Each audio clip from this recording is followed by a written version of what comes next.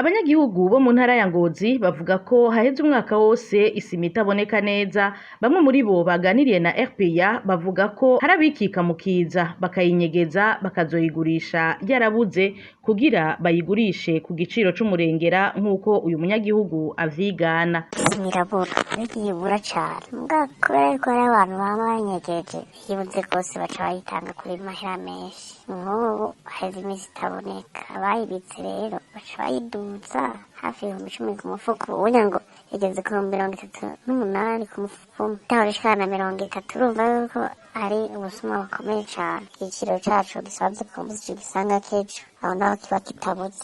Sinabuze ko inoti ya 40,000 hanyuma Simba 32.5 nayo igurwa 42,000.